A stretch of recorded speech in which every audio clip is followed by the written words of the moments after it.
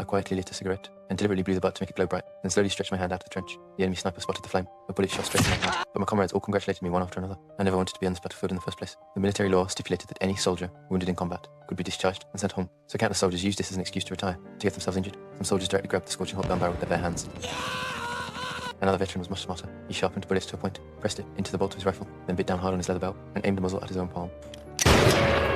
Other soldiers followed suit one after another, shooting each other through the palms. We thought this would get us home for good, but after the military doctor's examination, these wounds were proven not to be inflicted by the enemy. We were hauled before a military court. The judge sentenced us all as deserters. Our commander couldn't bear to order our execution, so he drove us out the trench. The first soldier used to be a craftsman. He knew all too well the cruelty of war. Fisted the young enemy boy. He just couldn't bring himself to pull the trigger. He could only watch helplessly as his comrade executed the teenager. Overwhelmed by guilt, he stood in the middle of the battlefield, singing Marseillaise at the top of his lungs, until an enemy bullet finally silenced him. The second soldier raised a white flag right away, begging the German troops not to shoot. His comrade couldn't stand to watch such cowardice, lifted his rifle, and sent him to his grave with one single shot. Desperate to survive, the third soldier actually threw a grenade at an enemy fighter plane. He managed to damage the plane's tail fine, but was mowed down by the plane's machine gun fire in return. I was the lucky one among us, knowing I would never escape death. After being driven out of the trench, I huddled quietly by a tree until a German fighter plane finally spotted me. A bullet tore through my abdomen. Luckily, I was found by that same veteran deserter. Since my injury was severe, he slung me over his shoulder without hesitation and carried me to the field hospital. We had just finished dressing our wounds when German artillery shells rained down on the hospital.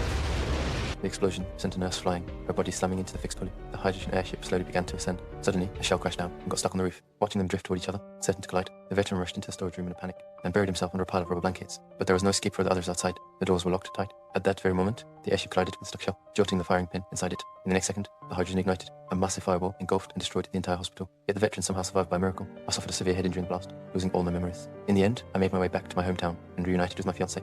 The whole world turned into zombies. Only Danny was left alive, but he shouted with excitement because he finally didn't have to work anymore. He decided to fulfill his 100 things. The first thing was to clean his messy room. The second was to go shopping at the supermarket, although always chased by zombies. This gave him an unprecedented sense of experience. The third thing was to paint in the city center, a dream he'd had since childhood. Just as he was preparing to go home, zombies suddenly started chasing him. As the zombies were about to catch him, thankfully Danny found a motorcycle on the way. He was going to the Tokyo Tower to set off fireworks. Gorgeous fireworks bloomed in the sky. Danny was very happy about this. After finishing each thing, he would mark it on his wish list. The next day he grilled a steak on the rooftop. The smell attracted all the surrounding zombies, but when the steak was cooked, he realized there were no seasonings. The grilled steak instantly lost its soul, so he went to the supermarket to shop. Suddenly strange noises came from around. Danny walked forward curiously. The next second he was kicked flying. He found it was a girl. She had also survived the zombie outbreak. Danny fell in love with the girl at first sight. Just then a zombie came to the door. He told the girl to hide quickly, while he himself rushed to fight. His attacks had no effect on the zombie.